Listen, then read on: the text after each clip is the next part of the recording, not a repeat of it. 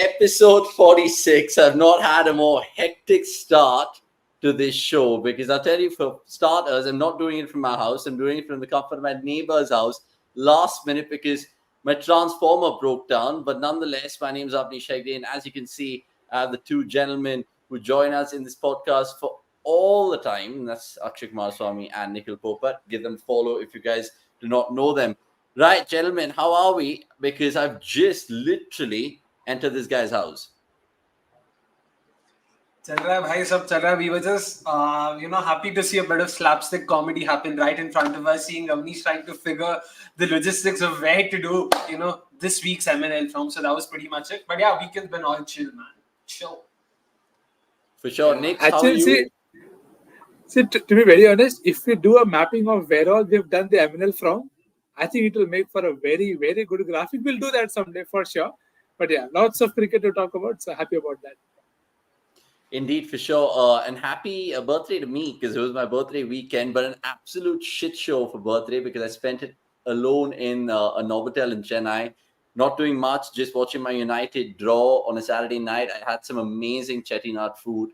And today went well as well. Productive day. Played some FIFA, the new FIFA, wearing my new Ronaldo jersey for the first time. So life's been good. An update from you guys in terms of the weekend. Nick's, you're, again, busy with the LLC. Yeah, LLC is him after DK's batting. There is lots of good cricket to catch up on. So happy that. And good to hear you flex a lot after saying that you had a quiet birthday to then go on to list the number of things that you have gotten done. But that's just part of big people's life. Yeah, happy to see the good cricket back after a good break. So yeah, all good. Yeah, I mean, I wanted to just bring it up because I had a great time in Chennai interacting with some fans there in the first test. And we got some fan cams for you guys. Go check that out if you guys haven't already. And of course, if you guys joining us for the first time, please like this video and comment. We'll take absolutely everyone's comment. Is that an Arsenal jersey? No, it's a Portugal jersey. Good old Ronaldo. Sue. And Akshay, what about your preparations for the Women's World Cup? It's not like you're participating in it because that'd just be wrong. But you're, of course, doing all your studying before the big tournament in a week's time or so. Yeah, I mean, it's been great because there's a lot of, T20Is going on as well. There's Australia, New Zealand, there's Pakistan, South Africa that ended last week. So you're getting a better idea of, which teams place where, how are each team's players performing, who are some of the names to look forward to. So it's been great fun that way. And of course, haven't been so excited for an ICC event in a very long time. This is probably the first time where the Indian team actually enters, I wouldn't say as favorites, but as strong contenders for the World Cup, which in itself is a win. So I hope that they are actually able to, cross that hurdle this time around. No, indeed. Let's see how that goes forward. Let me just give you a little reminder of what's going to be coming up in the next 1 hour on the Monday Night Live, episode 46. We're going to be talking about India-Bangladesh. We'll get a Bangladesh perspective. A journalist that I bumped into on the streets of Chennai outside Chepauk. We'll get him and think about what's going to happen in Kanpur, which starts on the 27th of September. And we'll also talk about England, Australia, and how Australia have just been brilliant since not just that 2023 ODI World Cup, but even in this series so far. We'll get an Australia fan on board, a famous one, a doppelganger of Sam Curran. I'm not going to give you more clues about that, but we'll banter him before the BGT. And in the best of the rest, we'll talk about everything, including a brilliant tested goal. And I thought Rachin Ravindra could have pulled it out of the bag. Should have, would have, all of that. We will get your comments as well, and lots more, including the Duleep Trophy, CPL, and the IPL auction apparently going to be held in November, and the small matter of Ricky Ponting joining Punjab as well. Right, so let's start with India and Bangladesh, guys, because I know Akshay did dissect it day by day. But Nix and Akshay, your biggest takeaway now that you look back in the cold light of day, is it yet again Ashwin-Jadeja just being such trump cards for India and tests at home? Oh, 100%. I think we spoke at length about it. So yeah, Akshay, you can go first. Thank you. I mean, yeah, it's become second nature now. You come, you see Ashwin-Jadeja do their thing, and then you go home. So that was great to see. But my biggest takeaway was कि boss Bumrah के साथ तो मतलब Bumrah is just, you have to preserve him in cotton wool. मुझे Ashwin-Jadeja से ज़्यादा was Bumrah that I loved watching. And that was probably my biggest takeaway in terms of, what I enjoyed watching, of course. Nothing beats a romantic story with Ashwin potentially playing his last test in Chennai and whatnot. But yeah, it was a fairly obvious test that way. Yeah, for sure. I mean, you look at the numbers as well, guys, and we'll put it up right now because them playing together, it's just unbelievable. We thought about Broad and Anderson, but look at Ashwin and Jadeja to get those number of wickets in the 54 games that they played. This is home and away, but when you take a look at just home, I think it's just 37 out of the 54 at home, and it goes to show that they won 34 out of those 37. So they've just been fucking brilliant. Sorry for my French, but look, seven furs, average economy, it just speaks volumes about how these two will go on and on and on. And it makes you think as well. And it was a thing I read on X on Saturday where who do you think will be missed more once they eventually depart this team India? Ashwin Jadeja, Rohit, Virat. And I'm just like, wow, that is one for the ages because Ashwin Jadeja, you can't get better than that. We'll take some more comments. And of course, we're going to get the Bangladesh journalists on in just a bit. But keep your comments coming through. Tell us what you liked about the India-Bangladesh test. It's as interactive as there ever was this Monday Night Live podcast. My biggest takeaway from the match is to definitely not watch Geo ads saying Nani ko 4. Absolutely. What is that? They've gone and honestly, I mean, the theme of that as well to just get Pakistan under the mat for no reason. I mean, diabolical. They should have thought better out of the box. Is R. Ashwin the greatest match winner in tests for India? That is pretty much similar to the MNL question they were asking today, Abhishek. So, in fact, let's just get the question of the MNL tonight. And we're asking you, is Ashwin the best spinner India has produced? Now, I'm including Anil Kumble in that bracket because Ashwin has gone past Shane Warne, for example, in terms of most fifers in tests, right? He's got the most man of the matches for India. He's got the most man of the series for India. So whether he's the best test winner is another debate. But Akshay, let me ask you, is Ashwin better than Kumble in terms of tests? The thing is, it's a very tricky question for me to answer because I watched very little of Anil Kumble in Test cricket. But yeah, from what little I've seen of the two, I'll have to go with Ashwin, man. I mean, it's hard to not go ahead with Ashwin here. As much as I love Kumble and as much as I love watching him do his thing, I also saw his century for what it's worth. So it's not just about all-round performances and whatnot. But फिर भी यार Ashwin, मतलब जो Ashwin ने किया है, especially in this era where I wouldn't say it's become easier, but where you had equally competent batters, and there's always a lot of chatter around how 2000s. I mean, that decade was probably the easiest for batters and whatnot. So that way, Kumble will get some credit, but even then, I'm going with Ashwin for this. Next, where do you stand in this? Because if you look at the matches he's won, it's more than Kumble. And Kumble, make no mistake, 619 wickets, best ever we've seen. The 10-for comes to mind. But purely on stats, in terms of a winning ratio, Ashana dominates that. Not just the winning ratio, but also see the challenges that were thrown at Ashwin, right? Now, in terms of what Anil Kumble did for a long period of time, of course, different eras and all of that, but for an off spinner to be able to be relevant and continue to evolve and post challenges and win matches for fun. You look at the home record; it is maddening.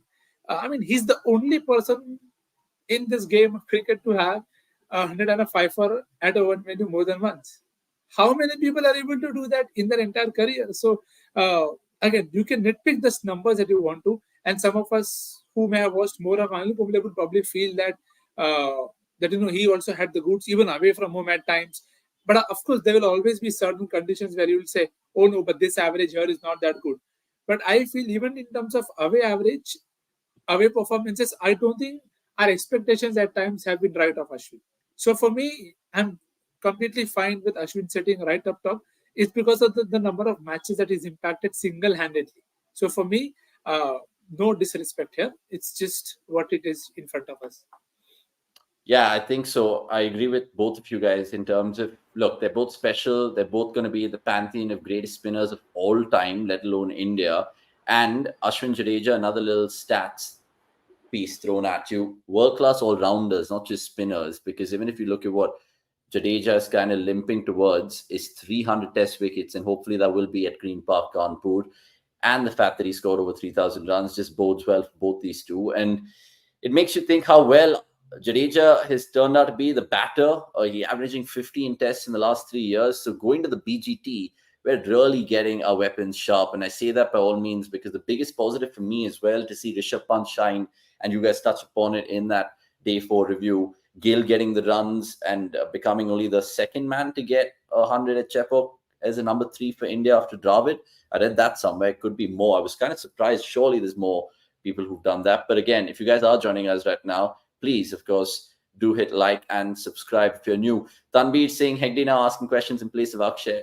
Akshay asks when I'm not there, but yeah, we're kind of swapping roles at times. By the way, it's But an roll edge. yeah. People not just getting Avnish and Avinash wrong, Hegde and Edge also getting wrong. So that's interesting. Benson and Hedges. Gill will score at least 4 to 5 centuries in the next 9 test matches. I hope that happens. I really, really do.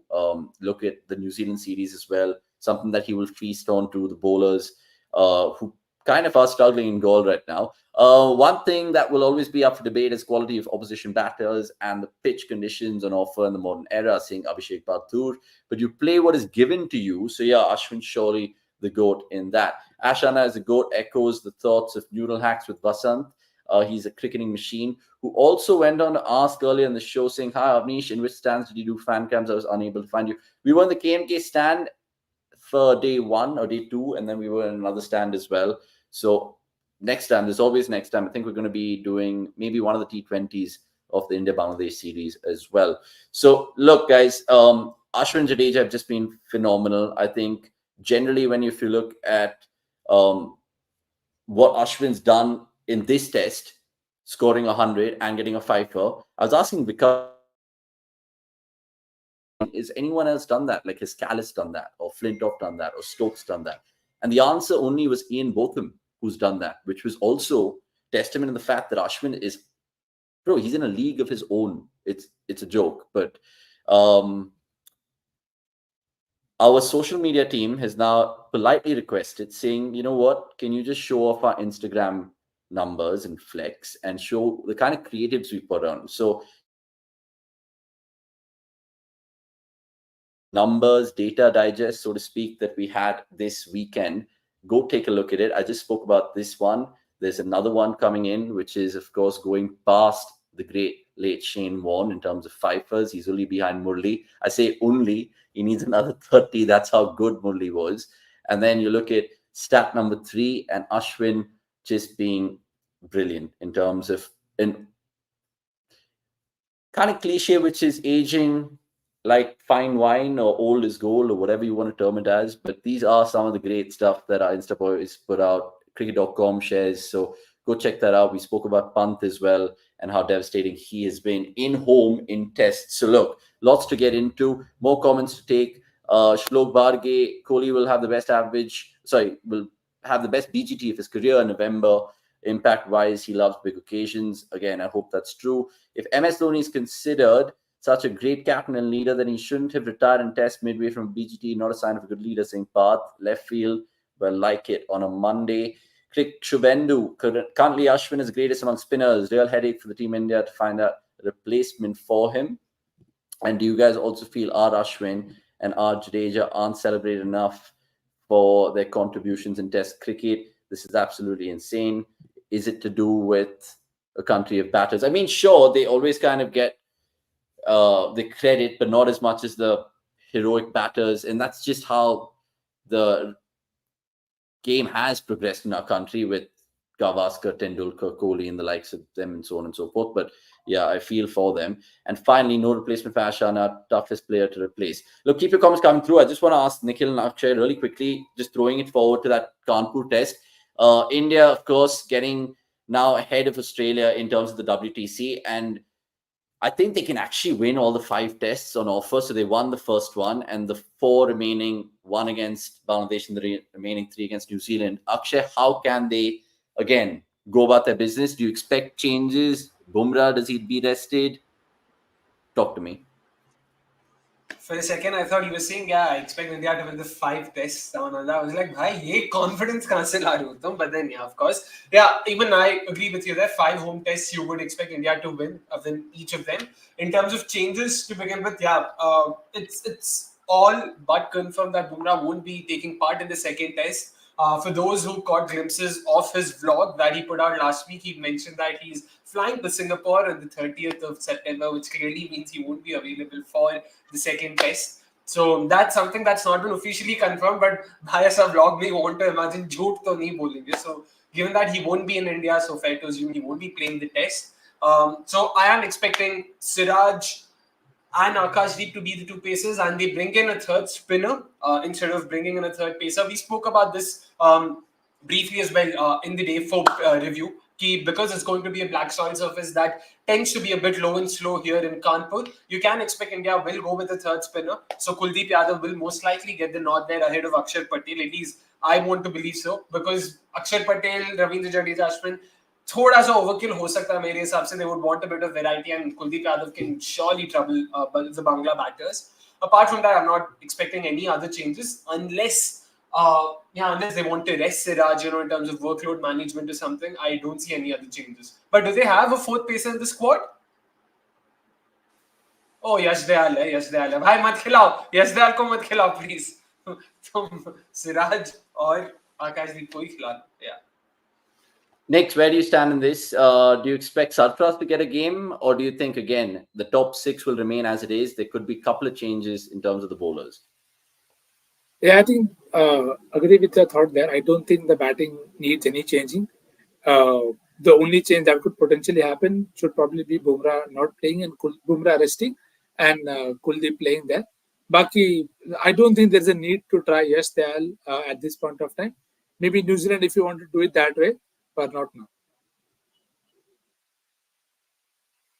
Rani trophy भेजो यार यार को यार उसको रानी trophy खेलने दो अच्छे से. The pitch at Kanpur, I mean, what are we going to expect? Is it going to be just a turner? Because the last time India played a test match there was against, what, New Zealand? Yeah, first test. 2021. Yeah. Yeah. That was a test. But apparently, I'm also hearing that it could be similar to Chennai. So again, long time away from that second test. Hopefully, it will not be that, and we'll see a turner at least. Okay, let's see. I'm just trying to get that Bangladesh journal on.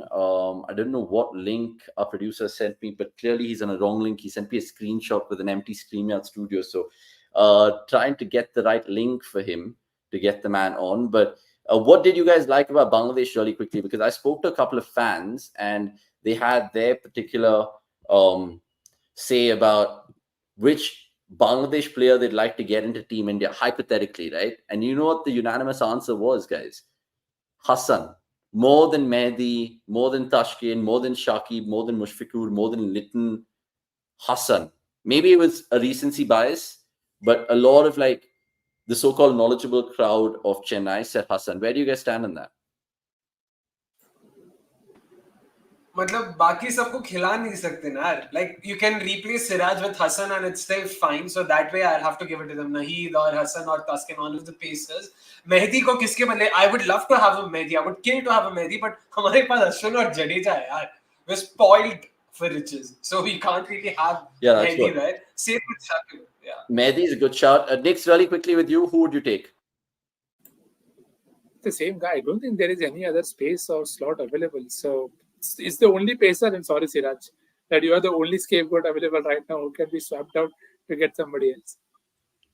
Okay, super. Let's just get that Bangladesh fan on then. Good old Muhammed Jubair, who I, of course, stumbled upon outside Chepauk, and we can get him on the screen right now. Muhammed, thank you so much for your time. Sorry for the drubbing, but 280 runs. It's never nice to lose by that margin, but how's your memories of Chennai in Chepauk, at least? Yeah, it was pleasant.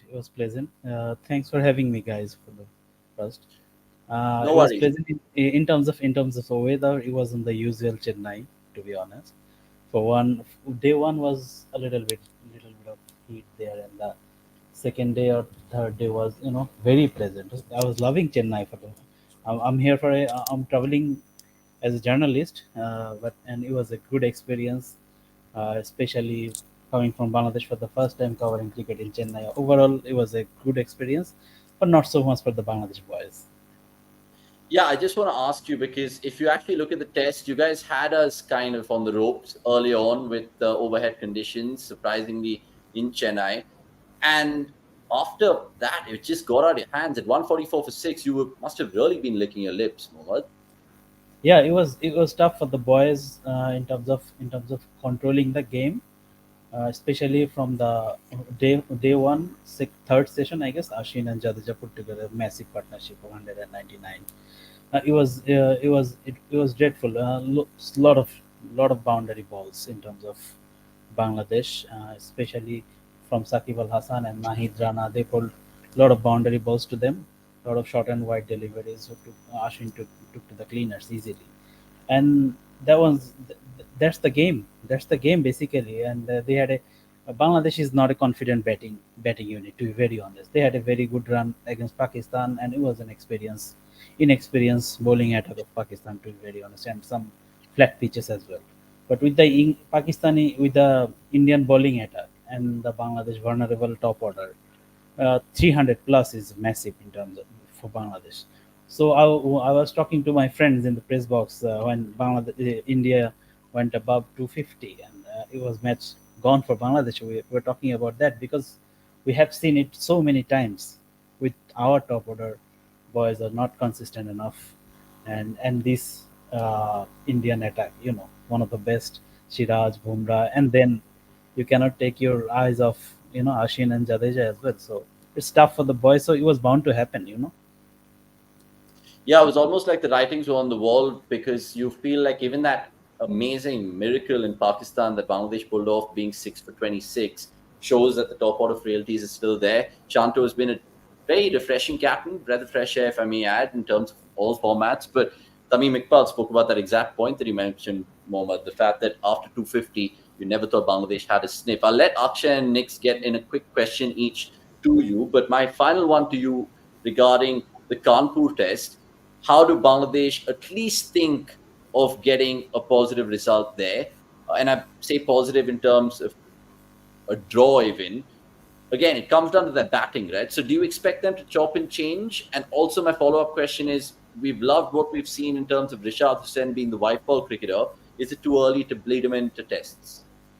No, I don't think so. Rishad is not there yet as a red ball player. Not a lot of first class experience over there as well in terms of, and in terms of Kanpur test. I went to the team hotel today at the morning to see the boys and the management who were there.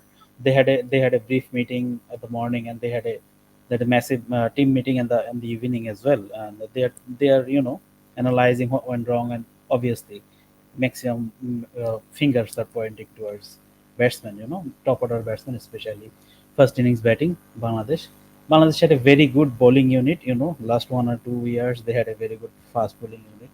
They won bunch of test matches away and at home as well because of that bowling. When Bangladesh batsmen scored 300 or 250 at the first innings, they always had a very good test matches if you go through the last two and a half years history. So it all comes down to batting, as you mentioned. And I was talking to some of the Indian journalists who covered the Jacob test.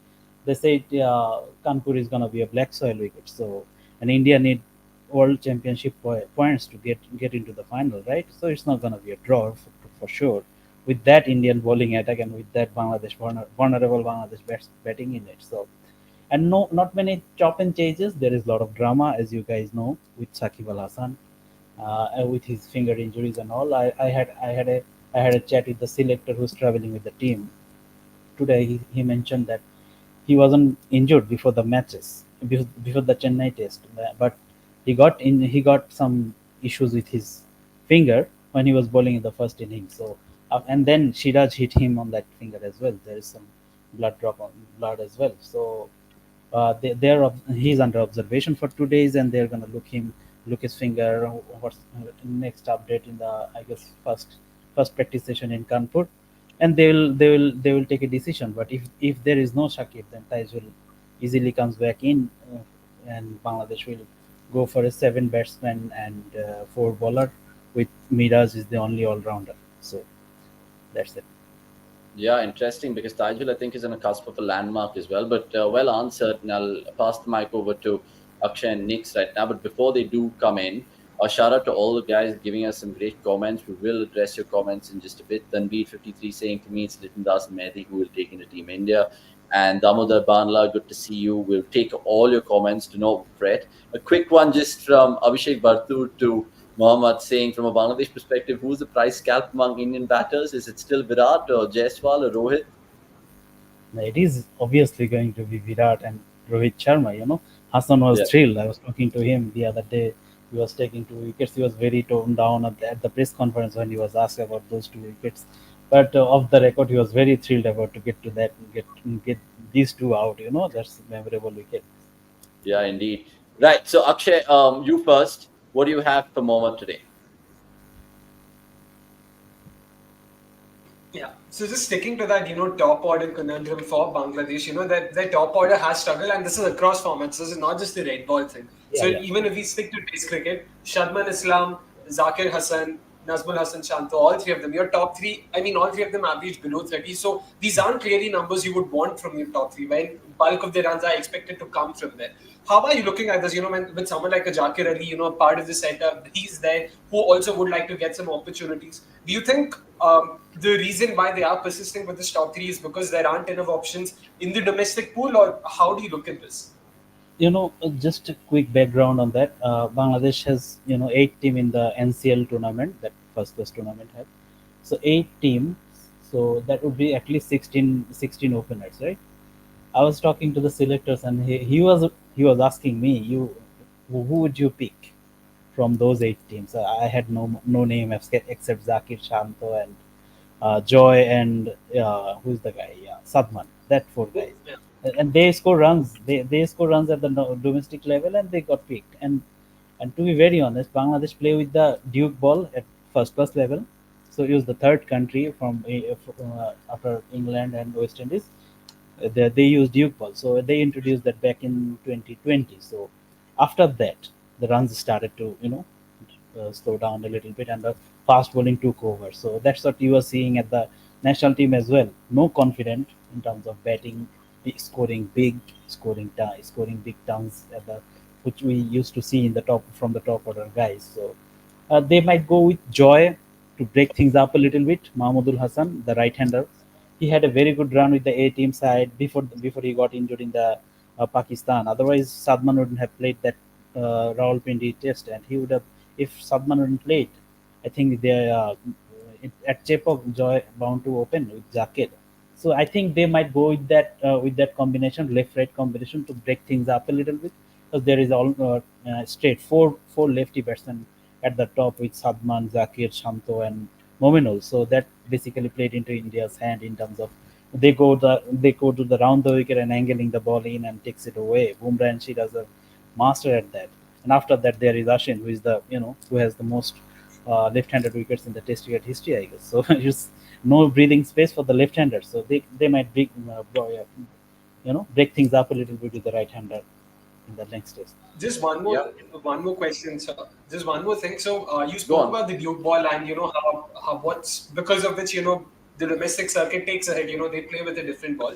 How much of a role do the conditions themselves play? Conditions in Bangladesh have been very low, slow turning tracks. We know what to expect when it comes to surfaces in Bangladesh, and they are very much different from what we find elsewhere. Like, I don't think there's any other country that produces the kind of turners we see in Bangladesh. Do you think that plays a role? And if that's the case, why hasn't there ever been concerted effort towards making flatter, better, batter friendly surfaces? It got spicier over the last few years because Bangladesh really wanted to push fast bowling. So the maximum NCL wickets are very spicy. They started with 4 milli grasses, but they found out with Bangladesh condition 4 milli doesn't work. After 2 days it flattens out a little. So they decided to make it even more spicier with 6 milli grasses. So that is where Nahid Rana comes from, Hassan Mahmood comes from. But with that effect also having a huge effect on the Bangladesh batting performance as well. Interesting. Thank you. Some fantastic insights there, because who would have thought, right? Next, you have a good one for Mohammad, I'm guessing. Yeah, so hi, good to catch up with you here. Hi. Just one question on something that I think every Bangladesh fan or cricket observer feels. What do you make of too many seniors batting down the order? Do you think this should the responsibility should be given to the seniors that you bat in the tougher roles and do not have to always play the rescue act. If and I'm not saying you push all four of them up the order, that open with Mehndi, with Das, and then have Rahim at three, and then reverse the order. But do you think there is enough room for Bangladesh to think in a different way that let's try and get in youngsters lower down the order? Once they get the hang of Test cricket, once they get consistent runs, then you push them higher up the order. Do you think that is something that can help Bangladesh cricket get better? That discussion is not gonna help anybody, because we talked about this so many times with our friends. You know, our senior guys don't want to take responsibilities at the top. No one wants to face the new ball. Everyone wants to come come when the ball is softer and make big runs. Liton Das, our best batsman, to be very honest, doesn't want to face a new ball. And Mushfiqur Rahim has the proper technique to play at number three. I guess we talked about it all the time, but he doesn't want to play. He doesn't want to face the new ball, not even in the white ball format as well. So that's the problem with every time you go to big event. Every time commentator asks why Mahmudullah, Shakib, Mushfiq bats at 5, 6, 7. That's the problem with Bangladesh. Bangladesh doesn't take that aggressive mindset. They don't even promote experienced guys to over there. It has been happening for a long time. So that's why Joyce, Jakir, and these guys slotting up there, who were very almost newbie at that stage, and very very sad to see that happening. But things are not gonna change. That I can tell you, because these guys are very powerful in Bangladesh cricket as well. Yeah, it's a good insight again from you in terms of how that struggle happens in terms of power within the team and the dynamics as well. If you guys are just joining us on this Monday Night Live, some fascinating insights being thrown up by the Bangladesh journalist right now, who is, of course, going to be looking forward to that second test in Kanpur. There's another question from Tanbir53. Freaking awesome is also joined in the particular chat, saying batting is a bit difficult as the game progresses in Kanpur. Winning the toss and the bat first is the right way to go. Posting total around 350 in the first innings would help to get a decent lead. And Abhishek Batur, who's been chatty all evening. Love it, Abhishek. Keep it coming through. Goes on to say, I'm afraid Najmul Hussain Shanto doesn't seem a good captaincy choice, but then again, it highlights the lack of options. I don't know where Mohammad stands in that. But also a quick one from Nishita saying, just landed in this page. Interesting conversation. Props to you for joining. If you're new, please subscribe and tell a friend about us. Much appreciated on this Monday night. And Akshay has confetti around him, which is insane. Amit saying, does the BCB really think that Shakib is some reincarnated version of Sobers or Botham? The guy has been inconsistent for years now across all formats, still being carried. Please, Batao Sergi. So let's give a couple to Mohammad and then bid goodbye to him. So this one about Shakib, what is the perception back home in Bangladesh about Shakib Al Hasan? Because of late, he's been charged with murder. He's been making headlines in terms of chewing his batting strap. Apparently, he has a problem with his retina. So he's obviously a cricketer who's talked a lot of. He's done wonders for the game in terms of being an Asian represent. But Shakib Al Hasan, love him or hate him, you can't ignore him. How is the perception back in Bangladesh, Mohammed? Yeah, it's you already mentioned the political unrest and the changes of regime over there, and it all and the eyes issues. It started from Chennai last year in October. Last year in October, when Bangladesh played against New Zealand over here. So he was really struggling with eyes. When the stress level ups in his body, in his mind, then the eye issue. Then there is liquid in his eyes. It comes and it blurred his vision. So he already saw met with two doctors in Chennai last year during the World Cup. So that was a big story back then. So Sakul Hassan wasn't watching the ball properly. That disturbed his head positions. Really, it messed up his technique completely after that. And after that World Cup, Bangladesh, as you remember that feisty game against Sri Lanka at I don't know which one. Delhi, that was in Delhi, if I'm not wrong. Delhi. In Delhi, he scored to 82. That was his last impactful innings for Bangladesh, right? He had a very good. He got some knocks in Dhaka Premier League and BPL. That was a lower level. But international level, that was his last impactful innings over a year ago. So after that, he's really struggling with that eye issue. that basically messed up his head position, and he is trying to fix it in different ways and very many, you can see, as you can see, he is using at the moment using a rubber given by the BCB medical department. He is strapping that in his eyes. He feels like when he chewing that rubber, his head position is okay. That's what he feels right now. So, but there is no as you know, Shoaib Malik and Ross Taylor had some similar issues, but they had operations. After that surgery, their careers skyrocketed. After I see, uh, as I, as you can go through the record, Ross Taylor had 4 years of averaging 50 in the Test cricket after that eye surgery. Sakib didn't go through that yet, so, and the political issues and as everything, and he has some serious business involvement with previous regimes, politicians as well. So he is yet to go to Bangladesh so far. So there is no clear message where he is gonna go to Bangladesh or feature the South Africa series in October. But these are all uncertainties on with Sakib. This is very common. Everything he does creates controversy and uncertainty. But he has I talked to the doctor who seeing his eyes issues the yesterday, and he was saying that if he manage his workload, plays less cricket, spend more time with family, then the eyes issue doesn't bother him because the stress level stays low. So that's the issues with Sakib at the moment medically.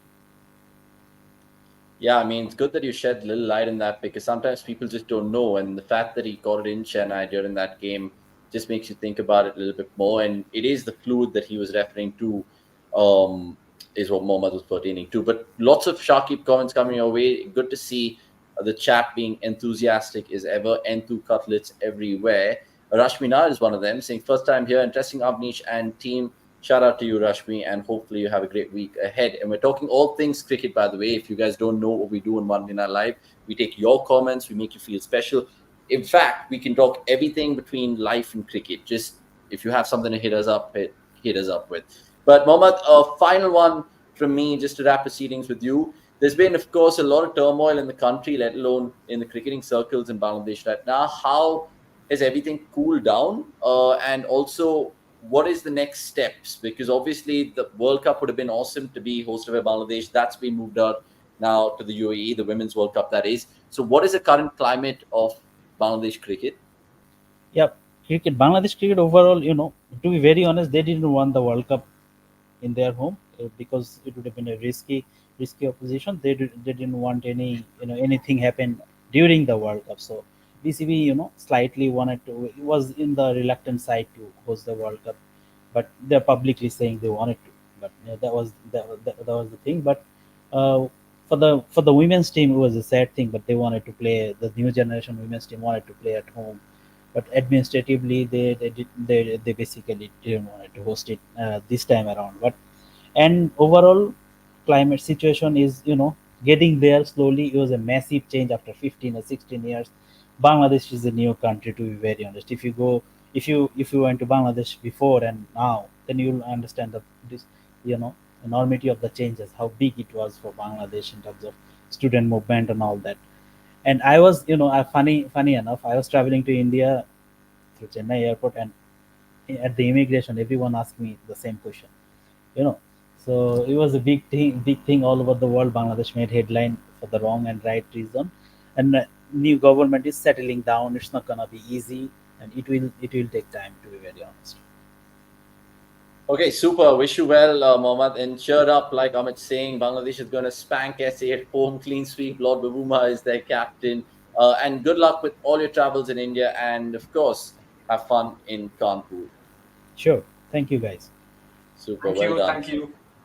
It's always great kind of just bumping into like-minded cricket lovers regardless of their countries. In this case, Mohammed from Bangladesh. We've got on fans before and we'll do so again. Speaking of fans, we're going to get an interesting Australian fan on board in just a bit, but I just want to finish off this Bangladesh chat by getting the predictions of the second test. Is it going to be a drubbing, maybe in innings this time, or do you think again Bangladesh could probably put in a fight?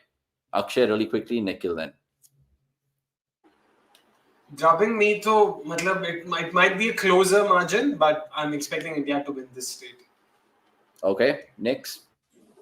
Yeah, straight sets. Safest houses. Yeah, same here. I think there will be one change. Maybe they'll bring in Kuldeep into the mix for a pacer, but I could be wrong. But let's see how that goes. Starts on the 27th of September. Lots of coverage of it on cricket.com across platforms. So join us then. Shakil Ahmed joined the chat saying 5 retention, 3 Indian, 2 overseas, IPL retention. Read my comments. In fact, we will move into the IPL chat right now because I want to push the England, Australia, and Sri Lanka, New Zealand chat to the best of the rest, and then we'll get the fan on in that time as well.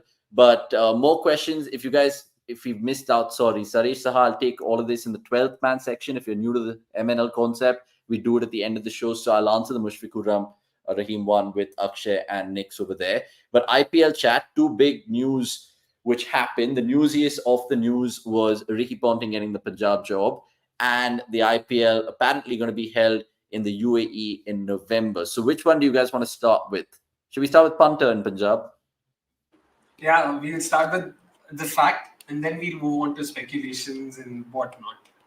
Okay, so that's what I put in even in the lower band. Yay or nay? Akshay, I'll start with you. Surely it's a yay. Yeah, it's a yeah. I mean, I was in fact the only one amongst us three who actually felt that Ricky Ponting did more harm. I mean, did more good than harm for Delhi Capitals across the 7-year tenure. Sure, no titles and all of that to show for, but he did bring in a culture of consistency, and there was a lot of accountability there. Yeah, I do appreciate Ricky Ponting tactically. Sure, some of his calls might have made you pull your hair, but it's still, I would say, an upgrade for. Kings 11. I mean, for the Punjab Kings, of course. So yeah, it's a solid year for me. Next, what about you? Because Ricky Ponting could go in there before the auction and make it as a full Australian shebang. Yeah, I won't be surprised if it happens. All I want to say is if who's the Lalit Yadav there, if that is the case in terms of tactics and stuff. Bakito, the thing that I'm very excited of is does he retain Sam Curran? Because to me, I feel Sam Curran is very smart tactically. So, and Ricky Ponting, the commentator, has often and very often come across as someone who we know is a very astute brain. Sometimes the coaching results and tactics haven't been in line, but when you combine 2 people who are probably in the same lines in terms of tactics, that is a pairing that I'm very keen to see. Because Sam Curran again is at a stage where you're not quite sure of his future as an England player. So him combining with Ponting could open a new lease in his life. That okay, will he be a new ball bowler or an opener batter, or where does he bat, and who do Punjab go to? Because they have a set core, which is very exciting.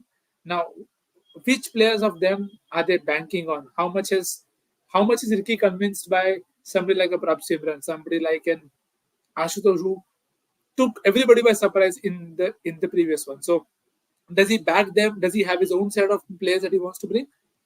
Let's see. Yeah, because the players that he had to work with in Delhi Capitals at times, you felt sad for Ponting. People like Ripal Patel, with all due And then respect. he only bought them. No, it's not like he's there for 7 years. So ऐसा नहीं था कि he did not grow.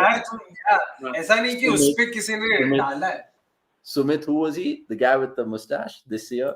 Dude, he'll do well. Once he Sumit Kumar, He's once a he good gets the all-rounder. new ball, he'll do well.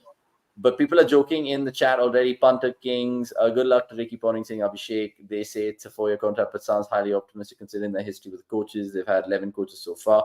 Yeah, it just makes you think how unstable that franchise has been. And Shakil Ahmed saying how many Indian players will be retained. Apparently 3-2. You're right, where you sussed it out before, Shakil, saying 3 Indians and 2 foreigners. My question to Akshay and Nikhil now, regards to this Ponting Punjab chat, who are the bankers that Punjab will retain? So are we assuming that Shashank Singh, Ashutosh Sharma would probably be part of the Indian retainees? Jitesh? He's surprised. No, none of them. None of the 3 names you mentioned, to be honest. Arshdeep, yeah. Arshdeep and Prabhsimran Singh, I feel these 2 names would be there somewhere on top. And I personally, I don't know, it might be a bit of bias, but I would have Harshal Patel over Ashutosh Sharma and to some extent even Shashank Singh. But I wouldn't mind them going to Shashank Singh. It'll be Harshal Patel or Shashank Singh for me as a third Indian. But it should be Prabhsimran and Arshdeep for the first two options. I know Nikhil Bhai isn't the biggest of fan of when it comes to Prabhsimran Singh. But that is okay. And sometimes different people can get different things out from different personas, and which is why the entire setup will now matter, because I feel the usage of Sam Curran is something that's very important. Punjab for last few years have struggled for that number 3 spot, and when they've made a little switch, some people have done well for on that spot for a couple of games or 2-3 games. So but let's see how they exactly plan this out, because as Akshay said, I don't think there is space to retain both Shashank and Ashutosh. So you'll probably have to go for one middle order option, one top order option, and one pacer. So at this point of time, it does feel more likely that Prabhsimran, Shashank, and Arshdeep/Harshal could be their options to retain. Yeah, the other thing about Punjab is that they don't have like an evident captain in that room. I know Sam Curran captained towards the fag end of the tournament and he had a decent win-loss ratio or whatever, but like I don't think punter look at him. Maybe he could go for someone like Smith, who's not featured in the IPL, showed some terrific Big Bash league form, killed it in the MLC as well. Abhishek going on to agree with Nick, saying Prabhsimran is a very ordinary pick. Oh, sorry, disagreeing with Nick. A very ordinary pick in my opinion. He flatters to deceive more often. And Shakil Ahmed saying how many Indian players are allowed to retain. Again, we're speculating because we'll know sooner rather than later, because the auction apparently is in November. So ideally, we are going to be, who knows, going to get that confirmation from the IPL and the BCCI about right to match, so on and so forth. Something about SRH, we will bring that up in the 12th man section, Shakil. So stick around for later. Sahana saying, hello, Avni sir, big fan. Don't have to serve me, Sahana. If you're just kind enough, please subscribe to the channel. And who is it? Who is it, actually? Yeah, exactly. We're closing to 95,000. So, Sahana, we would love to have you on board in part of all the cricket.com fans and community we've created. Shub Agarwal, good old Shub, which I'll give a shout out to because he's written a stellar Travis Head piece. Go check that out. It's available on cricket.com. Saying, what about Livingston? What about Livingston, Akshay? Do you think punter will need someone like him? Because I spoke about it last week that every T20 franchise in the world needs a player like Livingston, someone who can bat and bowl anything and field brilliantly in the, especially like dying embers of the game. So, what are your thoughts about the England lad? I personally do rate him. He's good enough to be retained. Both him and Sam Curran, these would be my overseas picks for retentions for Punjab Kings. Yeah, he's one of those quintessential T20 all-rounders who's sort of up his game with the ball in hand as well. Does a bit of leg. Offers a bit of leggies. Offers a bit of offies. Can do both. Gun fielder. Of course, we know what he can do with the ball. A proper package. So I don't see why punter would want to let go of him. There aren't too many who can do what he does. And on his day, he'll definitely win you the game single-handedly. So if you give him if he plays 14 games, you can expect him to win you at least 2 games. That's the maths I'm looking at, and I'm happy with it. Okay, let's see how it trickles forward in terms of not just Punjab, but of course the auction as well. Let's just quickly get an update from Akshay or Nix if they have one with regards to the IPL auction, because we know that it is going to be in November, at least that's the latest grapevine. Akshay, could you tell us more? Is it in Abu Dhabi? Abu Dhabi, London, there are a lot of cities floating around when it comes to places that might host the auction. But what I've heard from the grapevine, I did have a chat with someone who this time around I can say is slightly more credible, and I won't take any names now, but apparently BCCI is seriously mulling, with the idea of bringing a trade window ahead of the auction. So there might be the possibility of there being a trade window ahead of the mega auction, which means, of course, a lot of movement might be seen, especially with teams that are looking for skippers, with teams that would want a certain local lad and stuff like that. So this is what I've been hearing. Again, even I don't know. I might be way off here, but so we have to wait and watch. But yeah, again, adding to that, you can expect an update in the next week or so is what they're saying. So hopefully there will be something concrete come episode 47 of Monday Night Live. Yeah, because the other one that I was actually looking at was Rishabh Pant, and he could be the top retention choice for Delhi Capitals. So all of those Chennai fans, including Nix, who wants beloved Rishabh in Chennai, might have to just wait a little bit longer. I'm not seeing Punjab retaining Sam Curran at all. His stats prove that, saying Damodar Banla. Speaking of Sam Curran, a doppelganger alert in just about 5 to 6 minutes. in terms of the MNL. CD, if you're new to the channel, please subscribe. Out of context, but do you guys think Manish Pandey will be there in the 18th season in the IPL or something? It's over for him. Still, Manish has dominated, arguably best bowler ever, Brumma like no other. Yeah, I like how all Manish Pandey fans point that out. Who knows? He could get a gig. It's a 10-team competition. It's a long tournament. There are a couple of more matches added to the carousel. So you see all these kind of players kind of have their part in it, no matter how old they are.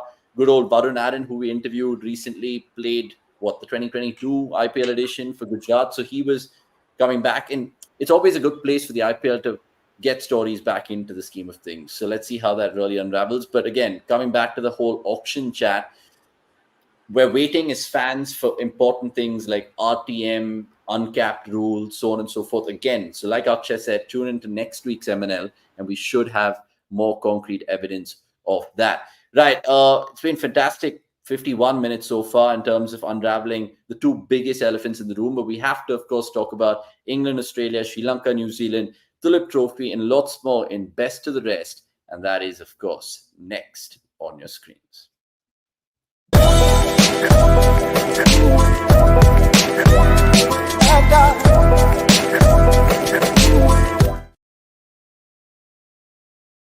Right, best of the rest then. And again, let's start with Sri Lanka, New Zealand, because it pretty much happened today. And what a game of cricket it was. I know that third day was kind of paused with the Sri Lankan elections and all of that, but Rachin Ravindra, a certain highlight to talk about. And not to forget Pravat Jayasuriya, who's just becoming such a devastation, almost following the footsteps of the good old Rangana Herat. How did you guys see it? I'm pretty sure Nick's got more of it than Akshay, so I'll start with Nikhil here. Fantastic game, man. Ebbs and flows, and why we love Test cricket. It's a proof yet again. Yeah, completely very good game. A game that saw so many different small interesting passages of play. Whether it is New Zealand spacer telling us that this is how I can come in and take 5 for 55 in my first innings. Kusal Mendes batting down the order. He has some runs to show for his boot. Karunaratne for a change scores some runs before Ajaz Patel comes back and reduces Sri Lanka. I think they lost 6 for 59 or something like that. Sri Lanka to eventually end up with a score like that. And then Jayasuriya is like, Latham, dude, relax. I'm also here. So it was a game of partnership collapses. Eventually happy for Prabhat Jayasuriya again because I called him out to be the guy who will take or do the most of the damage. So he did well. But I think New Zealand put up a good fight. Of course, very, very happy to see Ravindra out there with a good 92 odd. Baki, I mean, it's fair that Sri Lanka win at home because I think they are the stronger sides in those conditions. Few more games to go and New Zealand will be better prepared. Yeah, they will. And I think Sri Lanka have done themselves a world of good in terms of back-to-back sensational results in the test match scheme of things, Akshay. And actually, if you look at the WTC, we spoke about India moving, but also Sri Lanka moving. And now they've got 4 out of 8. And I know it's a tough road ahead. I know they're not unwinnable games, but still, how much do you give the Lankan Tigers a chance with their versatile bowling attack? Let me mention that as well. Yeah, I mean, I don't want to be too harsh on them. Of course, they are still an up-and-coming side. There are a lot of newcomers, so that's definitely a good sign in terms of their youngsters and their, newcomers doing well for them. But I do think they are a long way off of, being able to stake a claim for the WTC final. But in terms of what they did here against New Zealand, especially against Willow Rook, so a solid addition to the Kiwis bowling attack themselves because with Kyle Jamieson missing for the last couple of years or so, they always were in the need of a lead pacer who could help them. With Trent Bolt, Neil Wagner, Jamieson, all of them not being a part of the setup consistently. So this guy's definitely shown that he has the goods to deliver. And in terms of Sri Lanka, for me, Kamindo Mendes has to be the name that we have to talk about because not just because of his consistency, it's more about how comfortable he's looked. Like the numbers sure are a consequence of the way he's handled himself at the crease, beat pacers and beat even the spinners. The way he handles England ke conditions, so yahan pe ho, he's looked very much at ease. So I definitely lots to look forward for Sri Lanka. Hopefully WTC 2027. That's maybe something we can look at realistically. Yeah, coming to Mendes, I think it's just been the best positive for Sri Lanka amidst all the other good things happening with their bowling as well. Ovi saying hi, do you remember me? Have no idea, Ovi, if you are a friend of any of us, but we don't remember you. Enlighten our memory. And randomly, Bharat Ramchandran saying Virat needs to leave RCB to win. Okay, left field. Ovi saying in That's that the idea RCB of Papa. girl. In that RCB fangirl. I I'm mean, guessing she wanted to say, I am that RCB fangirl. बाकी अवनीश आप तो काफी सारी girls को जानते हो बस हमें क्या पता अभी. unnecessary, but all right, I will take it in my stride. Coming back to the New Zealand Sri Lanka game, Speaking Awesome points out New Zealand never won a tested goal. Also, this is the first time New Zealand scored 300 plus at goal. Angelo Matthews created a record by playing his 30th tested goal, most numbers of tests played in a venue. And I love how we have knowledgeable chat and forget about Chepo being knowledgeable. Look at our chat with some crazy stats like that. And I think it's makes you think about future Howzzats as well. Akshay with Ajinkya, I'm saying Angelo Matthews, and him with that particular landmark. CD also going to say Nick's goodbye, good to see you. Bye. Love coming all shapes and forms. And Prabhat So wait a Jayasuriya, minute. Sorry, wait a minute. Angelo Matthews has played 113 tests. So are you telling me he's played more than 25%? So one in every 4 tests he's played is a goal. Wow. yeah, That's that's a ridiculous number. that's mad. Because I think in his era, they played a lot of cricket in Gaul, even though Hambantota was a new stadium in that 2011.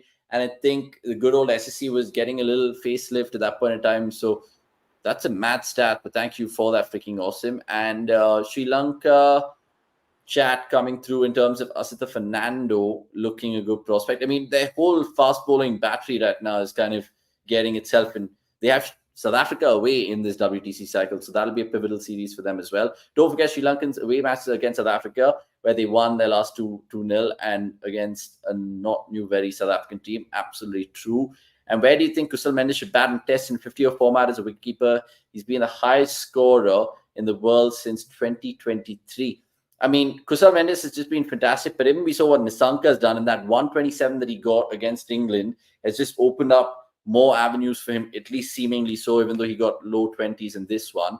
But good stuff from Sri Lanka's perspective. And again, if you guys just missed it, and I'll reflect it really quickly for you all, the WTC standings look something like this. So Sri Lanka and New Zealand interchanging positions, so be it.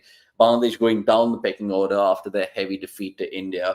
And who knows how things are going to look come June 2025. So it's going to be a fascinating time for all test match fans with regards to that. Right, let's move on then and quickly still stick with the element of test cricket, because before we get into all the white ball chatter, including the CPL and England, Australia, I just want to ask the boys about their Duleep Trophy takeaways this time around. I know all the focus was India, Bangladesh, and rightly so, but Arshdeep doing himself a world of good. Nick, talk to me about him and the rest of the stars in round 3 of the action.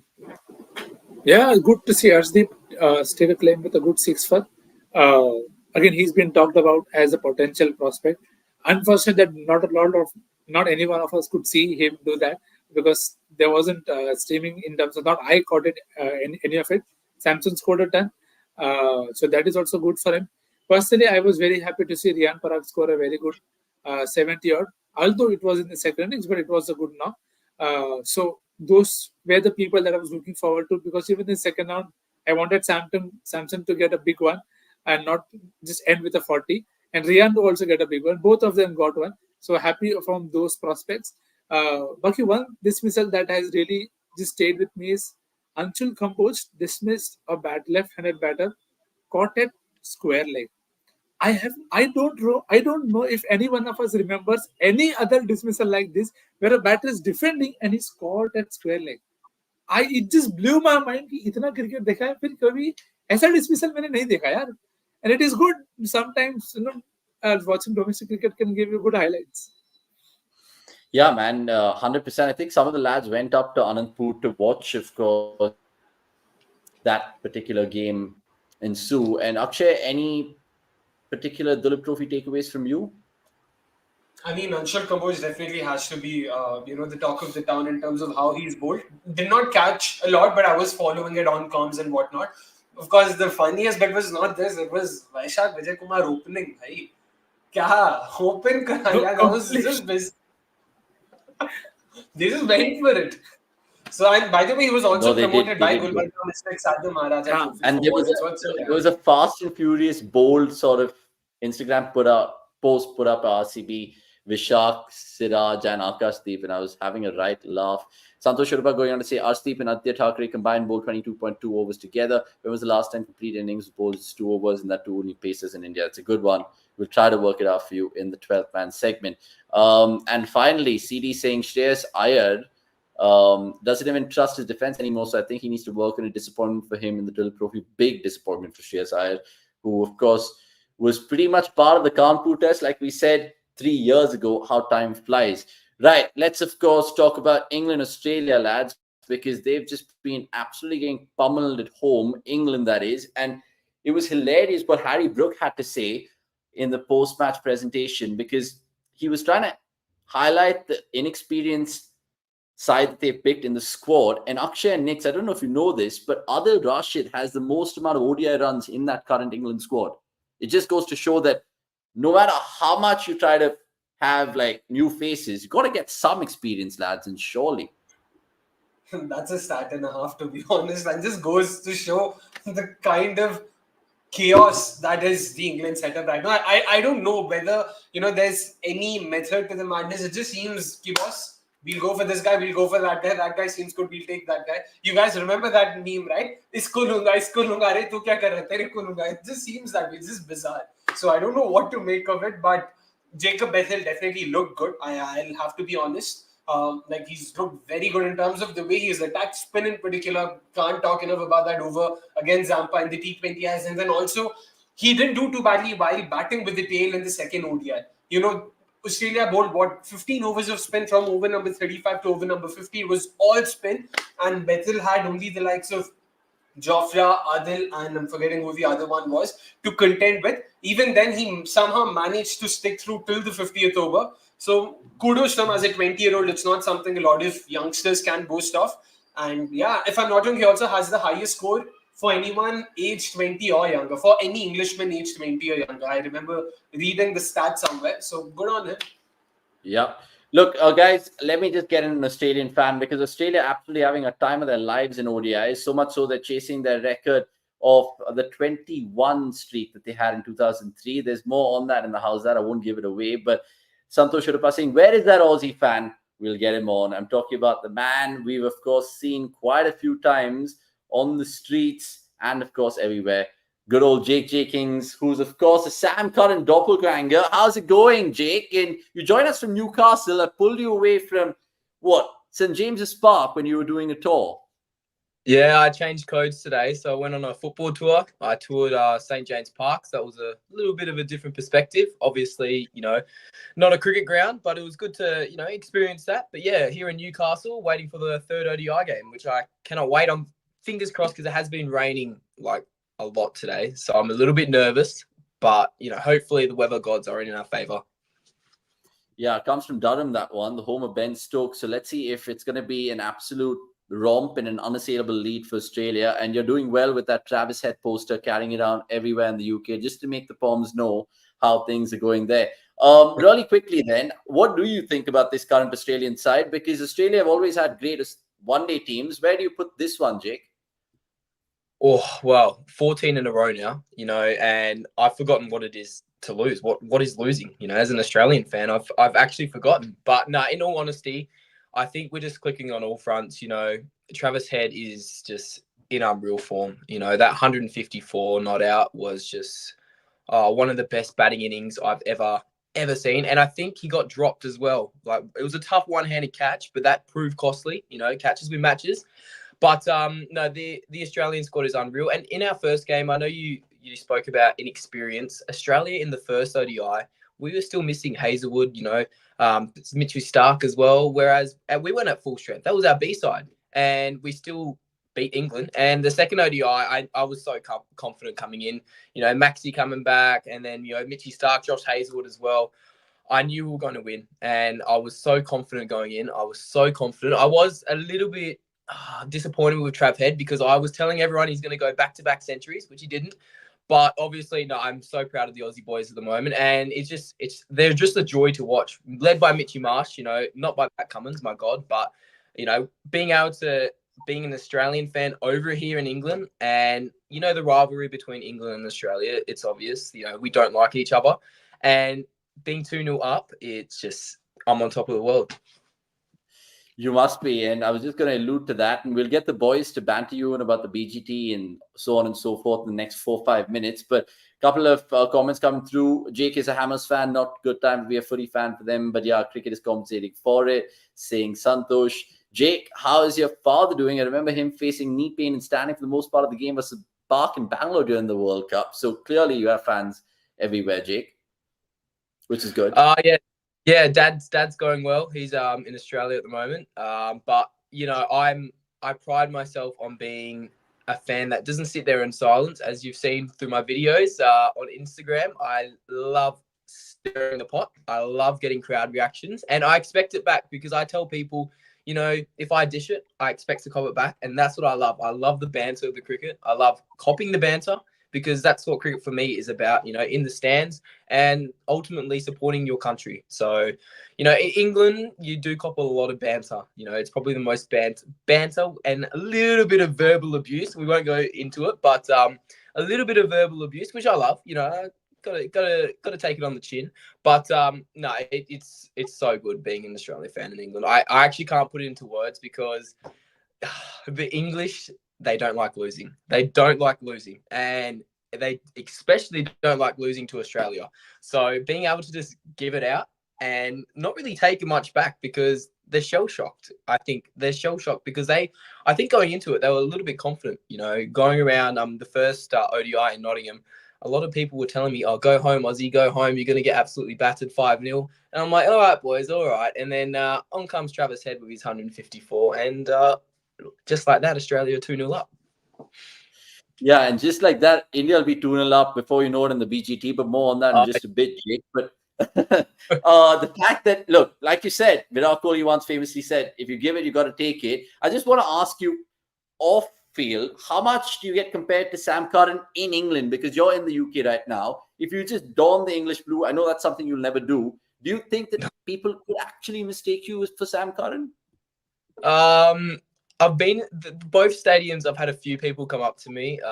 The people in front, they go, "You look like a player. I bet you get called this a lot." And I go, "Is it Sam Curran?" And I'm like, "Yeah." So quite a bit. The first test in Nottingham, I was referred to as like a bad Sam Curran kind of thing. I don't know, like the worst Sam Curran version. I'm like, all right, boys, all right, because I was obviously wearing my Australia top.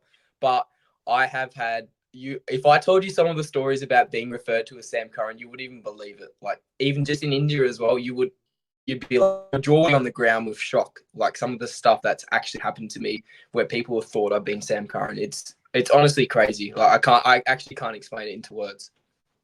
Yeah, I mean, we actually put out a reel with you in an SRH game, I think, and then that went swimmingly well for us. But coming back to the Australian chat, let me just put that graphic and get it out of the way, and I'll get Jake's thoughts and, of course, Akshay's and Nikhil's as well, because it's what they've conjured up in terms of those wins, and it's right from the 16th of October 2023 all the way up to pretty much 2 days ago. Let's see if they can make that more in Newcastle, because they've beaten everyone. I mean, obviously with the World Cup, you're playing all the other oppositions, but handsomely crushing the West Indies, expected. They beat India, sadly, in that bloody final, which we don't want to recall, and doing England twice so far this series. So, Jake, again, question to you. Where do you think they can go in terms of with this record? I know it's just fun and games, but it matters for you fans. So do you think they can actually go and beat the good old Australian record of 21? I think it's definitely a real possibility. I don't know. The next 3 ODI games are going to be a little bit interesting because England will want to fire back. So I think if we can get past those 3, then honestly, that record is looking in danger because that will bring us to 17. So we're only going to need another 4 ODI games. And at the moment, most of our players are in their peak. They are getting on the older side, but in cricket, age is just really a number. Let's be honest. With some of the greats, Steve Smith, Virat Kohli, etc., they're still firing. But to me, yeah, honestly, I can see that record being broken if we can get past these next 3 ODI games against England.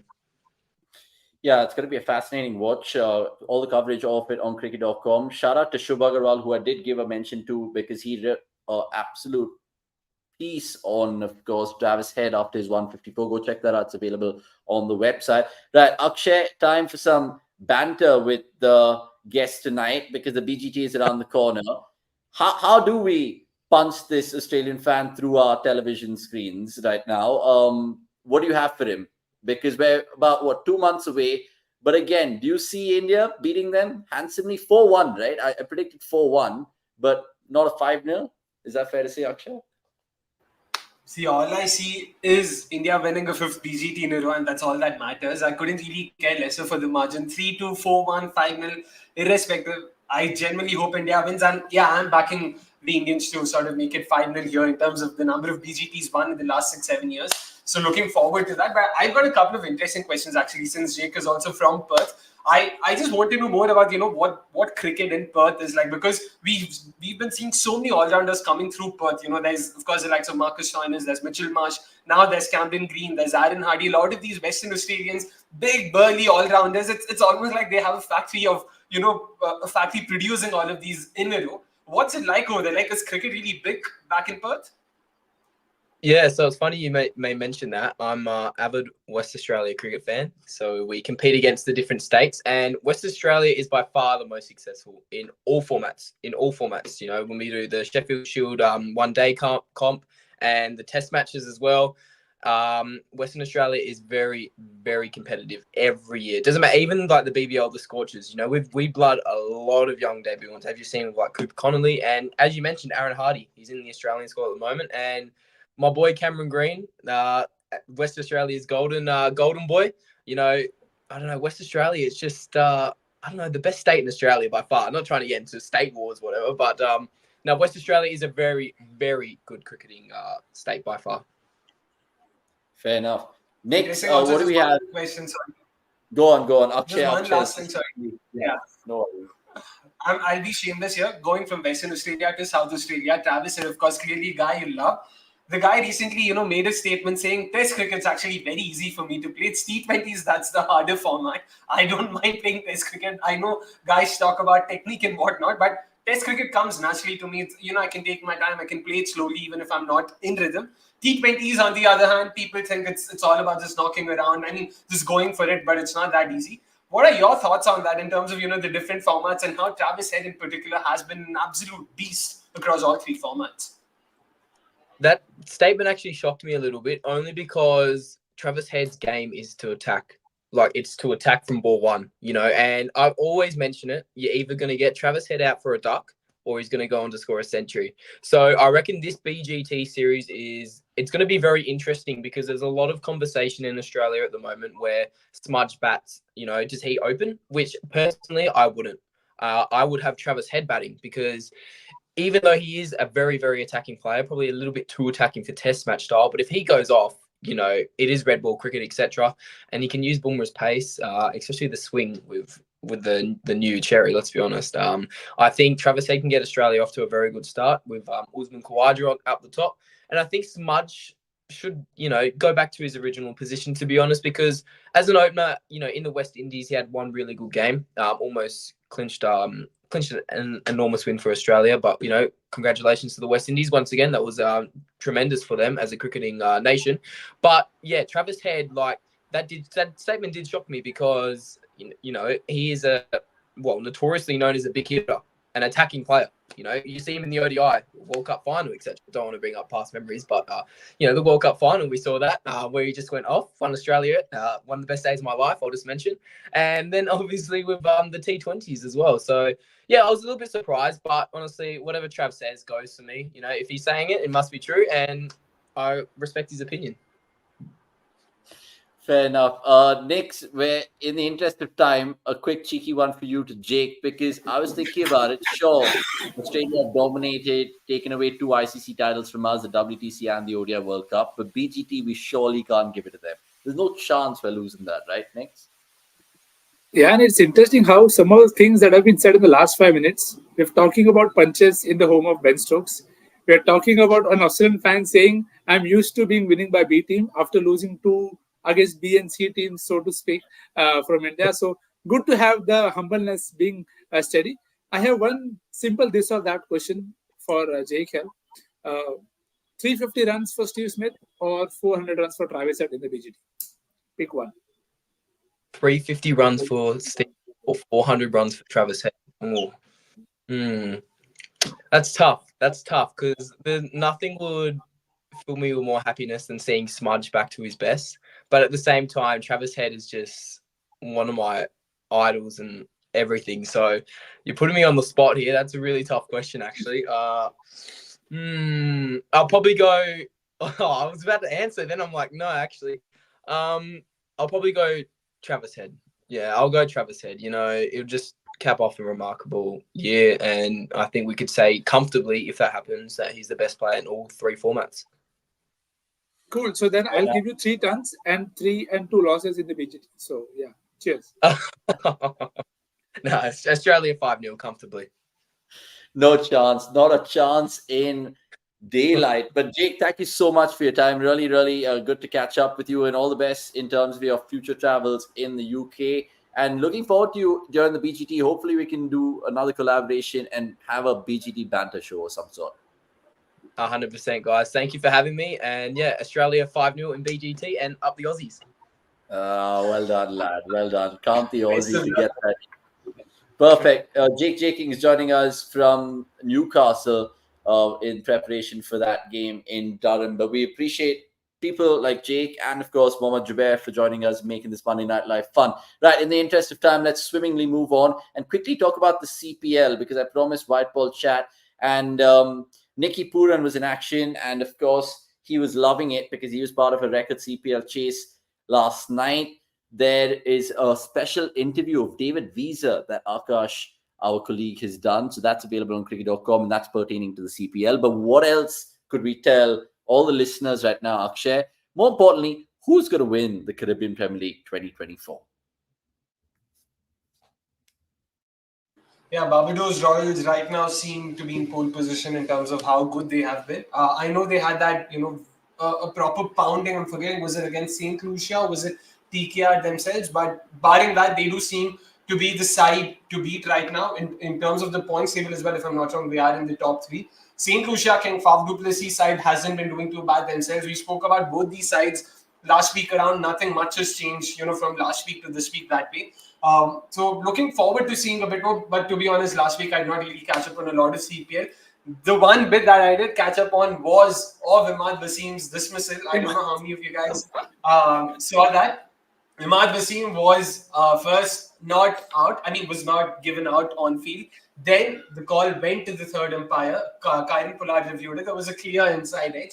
But somehow the third umpire, in his infinite wisdom, decided कि boss, वो bat नहीं है. He gives it out. Imad Wasim clearly is not, amused by it. And then he goes about fumingly. He's crossed the field, which, according to the rules that we knew, once you've crossed the boundary line, you're out. That's it. You cannot come back.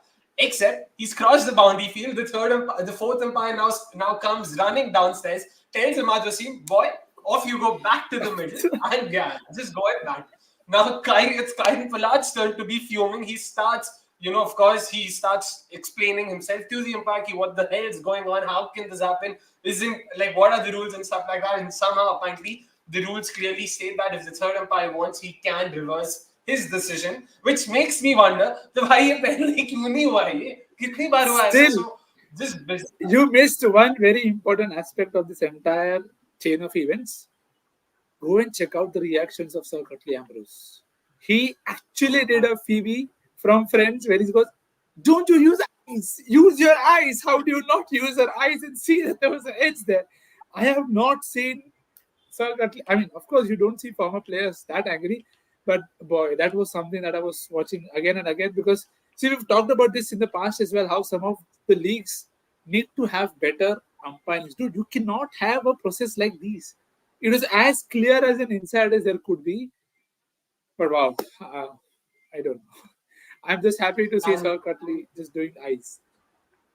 Also, some things don't change, like Santosh Urpa has mentioned. St. Kitts and Nevis. Last season, we 1 win out of 10 games. This win also 1 win. This season also 1 win out of 10 games. The only constant, of course, is their head coach, our beloved Mr. Malolan Rangarajan. भाई तुम जो भी रख हो please वहीं पे रखना यहाँ पे आके प्लीज हाजमोला सब खा के आओ यहाँ पे मत हगो प्लीज बस. Yeah, Malola, man, God bless him. But generally, the CPL, I've been watching a couple of games. I wouldn't lie. Shamar Springer comes to mind. I really liked him in that 2016 Under-19 World Cup, but he's got amongst the wickets this tournament, which is good to see. So go check out the remaining week and all of its coverage on cricket.com. Some good pieces, interviews, like I said, so on and so forth. Finally, in Best of the Rest, what's to watch this week? Lots of cricket, which is, of course, continuing. Afghanistan, South Africa also happened. We'll talk about that a little bit because there was a fucking collapse in terms of 36 for 7. But what's to watch? Well, England, Australia tomorrow. There is Australia versus New Zealand, the women's happening there. Elise Perry's in action in that one, so go check that out. Thursday, we'll see the second test resume, Sri Lanka, New Zealand, day 1. Friday, we'll see the second test resume, India, Bangladesh, day 1. And then, of course, plenty of action as usual on a Saturday and Sunday and Monday as well. Afghanistan, South Africa, just before we head into Akshay's quiz, 36 for 7 before, who was it? Vian Mulder, who bailed them out in that first ODI. And I know they're starting the ODIs kind of late because of the heat in Sharjah, because it's 5:30 and insane. But point being, what has been your takeaways from that series? Really quickly, guys, because we're way over time. Mr. Allah Muhammad Ghazanfar and how he's going to be Sunil Narayan's successor at KKR as well. But bhai saab, matlab, like, he's a good bowler, no doubt. But South Africa have just been like headless chickens. Like, they have no clue. They're not even trying to read him. Bas, literally, aankh band karke, inshallah. Bas, kuch dimag nahi laga rahe. They're just going for it randomly. Tristan Stubbs, who's supposed to be one of South Africa's better players of spin, bhai, it was tad bit annoying, to be honest, because beyond a point, it seemed like Ghazanfar was just, having fun there. Nix, you predicted it well, I'm guessing. I mean, we all saw the damage that they can cause, and just look at the dismissals that Ghazanfar has had. The bat and ball are in two different continents at times, so it's always good to see that. Even better to see Omar Zai score a 50 ball 86, and even lovelier to see Rashid Khan take a 5 in an ODI. So, good game, good series for Afghanistan. Historic ODI series, to be very honest. Probably the first time these two sides met in a bilateral. They haven't played in a bilateral before this. So, good check-up for South Africa as well. The most glaring part for me was South Africa said they had no footage, which I found very, very bemusing. That, dude, the same guy in the under-19 game had enough success against your own mates, under-19 mates. So how can you come up and say that there is no footage for Ghazanfar when the guy has been there? He's been part of IPL teams as well. So of course there is enough information out on him. But sometimes you learn the hard way, and South Africa did the same. Yeah, and for South Africa, the Proteas will remain in the UAE because they actually take on Ireland in a three tests, but 3 T20s and 3 ODI series. Yeah. So that's in Abu Dhabi, and it starts on the 27th, the first T20, that is. Right, time for Akshay's quiz, and there's some sensational questions coming through. Speaking of which, Jayaprakash SC, if you're new to the channel, going on to say, what do you reckon of Lions prediction of final? We'll answer this question in the 12th man segment for sure. We will also take some few great questions which I've missed, but right now the time is, of course, for what do you call that thing when bowlers, of course, appeal? How's that?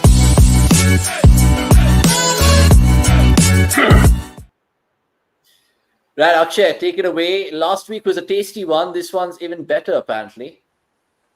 Yeah, let's first have last week's question out. Baapre, itne sare graphics, and there we go, finally. So in terms of the question that we had last week, okay, is the graphic visible? Why isn't it visible for me? Yeah, finally, yeah. In T20Is, only 2 Australian openers have scored more than 500 runs in a calendar year. One, of course, is Travis Head with 539 runs in 2024. Who is the other and which year? So a lot of you actually answered. A lot of you coming and trying to venture a guess. A lot of you seemed cocky ki boss, ye to pata hi hai, ye to Aaron Finch hoga, but no, it isn't Aaron Finch. It is Mr. Darcy Short. who was the first ever Australian batter to score more than 500 runs in a calendar year, and he did that in 2018. There were a few right answers, but of course, we'll only have one lucky winner, and this time around, the lucky winner is Ronak Vadva. So congratulations on getting it right, Ronak. Do get in touch with us on Twitter, and our social media team will do the rest. So that was that in terms of last week's Howzzat. So let's have this week's question out. Fairly simple, to be honest, given how Jake was also being very cocky. I thought thoda aur cockiness dalte hain. So here we go. This is the question this time around. Once again, why isn't the graphic visible for me? Is it visible for you guys? Yep. Yeah. Finally. Australia is currently in the middle of a 14-match ODI streak. What is the longest winning streak in the history of ODI cricket? Days and matches both required. And like always, please wait for the live stream to end. So do not enter your answers in the live chat. Wait for the live stream to end and enter your answers in the main comment section to be eligible for a cool 500 rupee Amazon voucher from us. So once again, Australia is currently in the middle of a 14-match ODI streak. What is the longest winning streak in the history of ODI cricket? Fairly simple once again. So let's see who gets it right this time around. I know Avnish did give it a guess last time, so off fair. So let's hope that he doesn't spell out the answer here. But interesting. Last week's questions, Avnish, did you have Darcy Short in mind? I was trying so hard to not spell it out, but yeah, cool. It's a little tricky one. It's not as straightforward, but think about it, guys, and then we'll have the answers on MNL for sure. Right. We have 3 minutes to wrap up the show because the producers of the show have been telling me off late that you guys, bought time banned and all of that stuff. I won't say the next word, but let's move on to the 12th man because it is something to behold.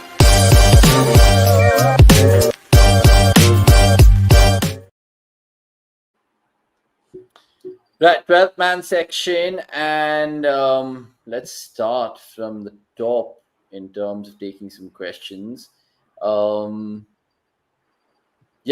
Do we have any idea about this one? Santosh Sharpa asked this one earlier in the show. Can you think of anything at the top of your head, Akshay, Nix? There was one inning, but I can't remember the two people who bowled. But there was one inning definitely in the last 4-5 years. Just two bowlers wrapping up an entire innings. I can't remember the exact innings, but there is one. But I'm not sure if it was Pacers. But ek to Santosh, maybe you can only tell us if you've been able to find it. Yeah, please do. But that's a good one to think about. Suresh Saha asked us this as well earlier. Why is Mushfiqur not batting at 4 when he's not keeping? It's an interesting one because I think he does hold that middle order together, even though they have Litton and Shakib, so on and so forth. If you guys had to point a finger to why, what could it be? I mean, we asked Jubair the exact thing, right? That's the exact thing that he asked Jubair. What's your guess? What's your best guess? They don't want to. उनको खेलना ही नहीं है. वो Bangladesh, you remember this pool? हमारा plan है. हमारा Is it spacing out the right-handed batters? No. I mean, if that was the case, then based on situations, there would be at least some situation where Mushfiqur would bat up top, right? वो होता ही नहीं है तो मतलब clearly that's not the case. They prefer not facing the new ball. They are more comfortable batting lower down. So be it. Okay, fair enough. Nani forcing, why are they still Wimmel holdings in the stadium? BCCI said not to allow it. No. But wasn't that only for the IPL? Maybe. I have no idea on this. I mean, Nick, Akshay, do you guys... Can you share that more? That is the only guess. Jaisha के साथ call है मेरा बात करके बता देंगे. Okay, X-Volt asking us this one tonight. Do you agree that Ash Jadoo is a major reason India have not lost a series after the England series? I think you can attribute it to them because they've been phenomenal. I'm sorry, Ash Jadoo is not. It's not a major reason. It's the only reason. Sorry, only reason India. Not. I was scared 2 minutes के लिए कि किधर जा रहा है भाई.